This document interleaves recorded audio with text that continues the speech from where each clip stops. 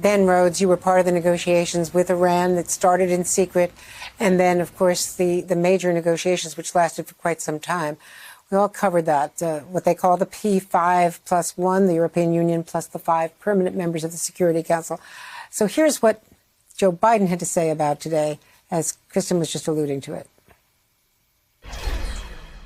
We're prepared to re-engage in negotiations with the P5+1 on Iran's nuclear program. We must also address Iran's destabilizing activities across the Middle East. And we're going to work in close cooperation with our European and other partners as we proceed. So, Ben, what Tony Blinken said in his interview with me and what they've been stressing is these are just talks to talk about how to get back engaged. They wouldn't just be the U.S. and Iran.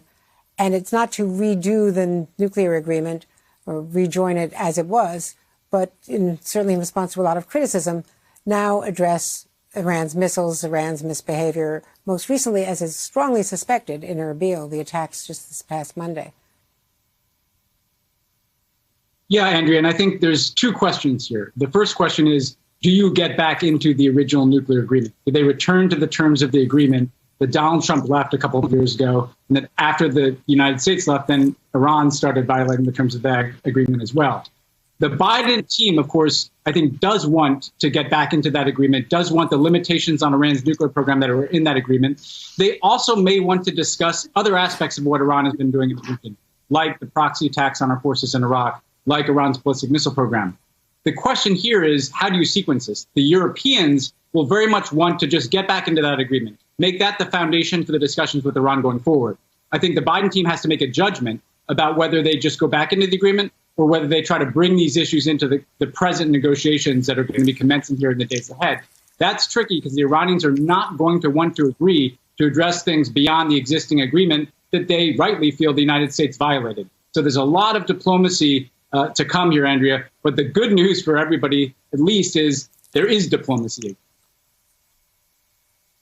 There is diplomacy, and if Iran agrees to engage, and there is a pressing deadline, they've already, because of Trump's withdrawal from it in 2018, they've already in the past year violated the limits on nuclear fuel production and uranium metal production. But what they're about to do, if they carry out this threat, is after this weekend, stop inspectors from making spot inspections and seeing where suspicious sites might be. And that would be a critical breakout moment. So they have to agree to back down to that, or something has to happen in the next couple of days. Nick Burns, in addition to Iran, which you know so well, Russia. President Biden really addressing the critical relationship between the European allies and Russia. Let's watch this. The Kremlin attacks our democracies and weaponizes corruption to try to undermine our system of governance. Putin seeks to weaken the European project and our NATO alliance.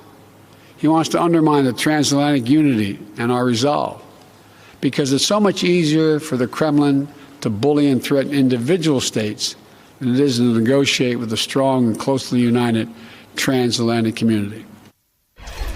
Nick, in the last 4 years, the allies have been upset because we have, not consulted them, withdrawing from Syria, the timetable from Afghanistan, which Trump put, which now has been frozen by Biden.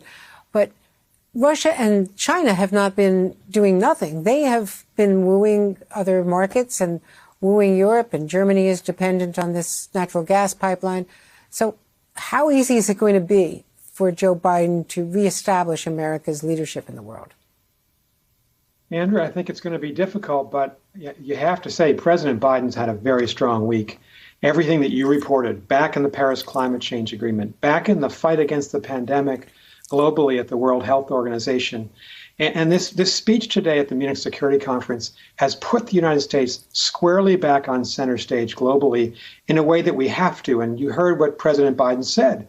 He said the biggest competition of our time is the struggle between the democratic countries of the world and the authoritarian countries like China and Russia. He was tough on Russia in a way that President Trump, of course, never was, in decrying this major cyber attack just over the last couple of months in the United States, and also making sure that the United States was not going to withdraw troops from Germany.